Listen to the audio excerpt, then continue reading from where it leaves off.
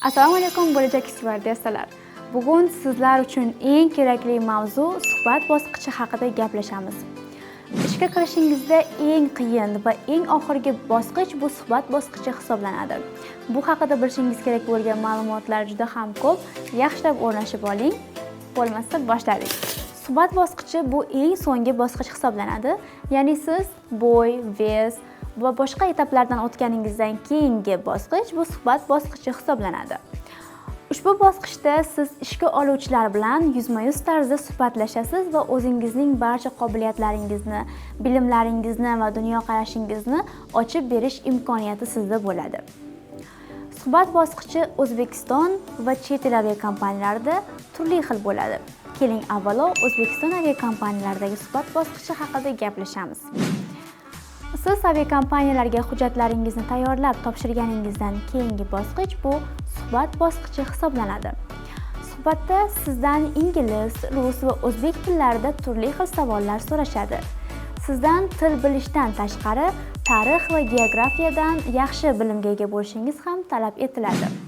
Chunki bizning aviakompaniyalarda sizdan nafaqat til bo'yicha, balkim tarix va geografik savollar ham beriladi. Tarix va geografik savollar maktab darsligiga asoslangan va o'sha darajadagi qiyinlikda bo'lgan savollar bo'ladi. Masalan, tarixiy savollardan Alisher Navoiy kim bo'lgan, O'zbekiston tarixida nechta xonlik bo'lgan kabi savollar. Geografiyadan esa O'zbekistondan qaysi daryolar oqib o'tgan, Buyuk Ipak yo'li o'tgan viloyatlarimiz qaysi, dunyoda nechta okean va nechta qit'a bor kabi savollar. Undan tashqari sizdan dunyoqarashingizni bilish va til bilish qobiliyatlaringizni tekshirish uchun ham bir nechta savollar so'ralishi mumkin. Masalan, o'zingiz haqingizda ingliz tilida aytib bering. Oilangiz haqida rus tilida aytib bering. Nima uchun bu kasbga ishga kirmoqchisiz? Rus tilida mana shu savolga javob bering kabi savollar berilishi mumkin. Tarix va geografik savollar to'plamini shaxsan o'zim tuzib chiqqanman va agarda sizga ushbu kitob kerak bo'lsa, bemalol bizning Aeropass Academy'imizga murojaat qilishingiz mumkin. Undan tashqari suhbat savollariga ham siz puxta tayyorgarlik ko'rishingiz kerak. Albatta, bu etap uchun ham siz bizga murojaat qilishingiz kerak bo'ladi. Shaxsan men sizga suhbat savollariga qanday javob berishingiz kerakligi yoki bo'lmasam sizda qanday muammolar borligi haqida aytib o'tishim mumkin. Chet el aviakompaniyalariga keladigan bo'lsak, suhbat jarayoni anchagina murakkab o'tadi. O'zbekiston aviakompaniyalarida hujjatlaringizni topshirganingizdan keyin suhbatga borsangiz, chet el aviakompaniyalarida esa siz suhbatga borishingiz uchun bir nechta bosqichlardan o'tishingiz kerak. Ushbu bosqichlar chet el aviakompaniyalarining har birida turli xil bo'ladi. Masalan, Emirates aviakompaniyasi misolida ko'radigan bo'lsak, siz aviakompaniya suhbatiga yetib borish uchun 5-6 ta etaplardan o'tishingiz kerak. Eng birinchi bosqichda siz hujjatlaringizni topshirasiz va imtihon bo'ladigan kun uchun maxsus taklif xati olasiz. Bu invitation letter deyiladi. Ushbu taklif xatida sizga imtihon bo'ladigan kun va manzil belgilangan bo'ladi va o'sha manzilga imtihon uchun borishingiz kerak. Ushbu imtihonda 100 yoki 50 ta ishtirokchilar qatnashishi mumkin va ular orasidan eng kuchlilari saralab olinadi. Ushbu imtihonda siz bir nechta bosqichlarda imtihonlar topshirasiz. U yerda sizning til bilish darajangiz, boshqa jamoa a'zolari bilan ishlash qobiliyatingiz, sizning dunyoqarashingiz va undan tashqari bir nechta bosqichlar bo'yicha imtihon qilinasiz. Bo'yingiz aviakompaniya talabiga mos yoki mos emasligini ham aynan mana shu imtihon kunida ular tekshirishadi. Agarda siz yuqoridagi barcha bosqichlardan o'tsangizgina oxirgi intervyu, ya'ni suhbat bosqichiga qolishingiz mumkin. Endi ushbu suhbat bosqichida esa sizga anchagina qiyin savollar tayyorlab qo'yilgan. Bu yerda sizdan nafaqat ingliz tili bilish qobiliyati, balki dunyoqarash va bilim talab etiladi. Ushbu bosqichda sizdan nafaqat til bilish qobiliyati, balki bilim va dunyoqarash ham talab etiladi. Savollar taxminan ushbu ko'rinishda bo'ladi. Nima uchun bizning aviakompaniyaga ishga kirmoqchisiz? Ushbu savolga ham siz yaxshigina o'ylab, tayyorlanib javob berishingiz kerak. Undan tashqari aytib o'tganimdek, chet el aviakompaniyalarida sizdagi ish stajini bo'lishi muhim ahamiyat kasb etadi. Chunki turli xil savollar aynan sizning oldingi ish faoliyatingizdan kelib chiqqan holatda beriladi.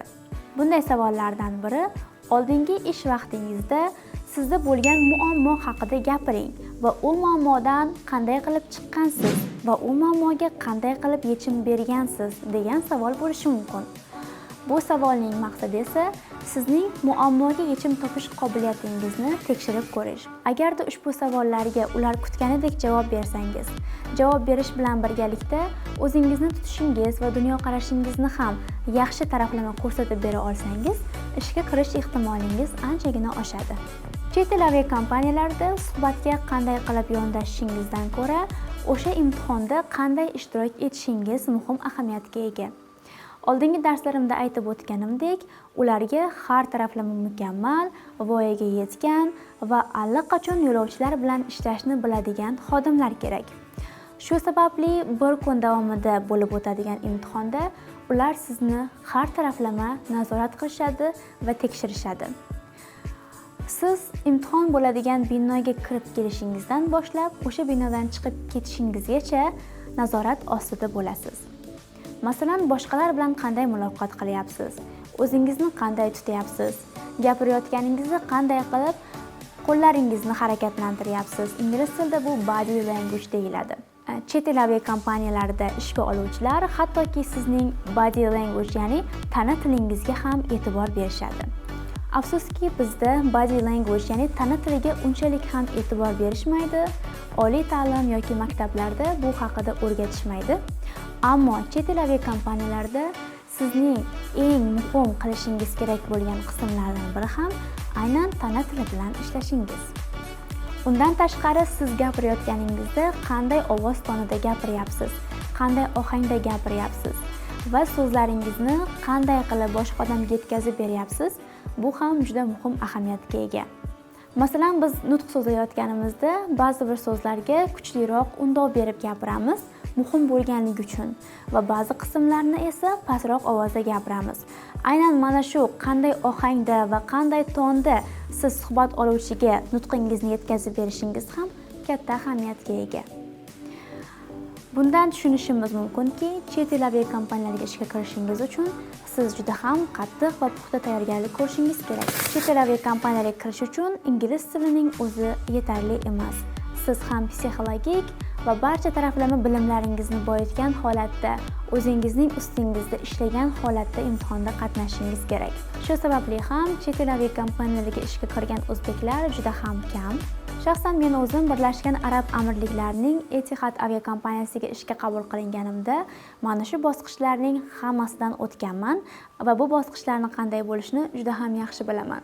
Ushbu aviakompaniyaga ishga kirayotganimda har bir bosqichda juda ham kuchli saralov bo'lgan va 100 talab ishtirokchilar orasida oxirgi so'nggi intervyuga bor yo'g'i 10 kishi o'tganmiz.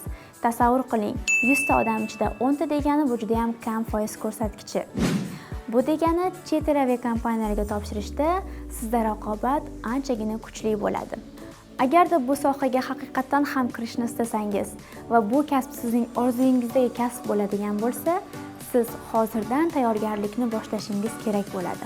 Bugungi darsimiz tushunarli bo'lgan bo'lsa juda ham xursandman. Chet el aviakompaniyalariga ishga kirish uchun ham akademiyamizda maxsus kurslar va o'quv qo'llanmalari mavjud. Siz bemalol yozilib, o'sha kurslarda o'qib yoki bo'lmasam kitoblarni o'qigan holatda tayyorgarlik ko'rishingiz mumkin bo'ladi. Keyingi darsimizda esa O'zbekiston va chet el aviakompaniyalarida ishga kirganingizdan keyin bo'ladigan bosqichlar haqida gaplashamiz. Keyingi darsda ko'rishguncha xayr.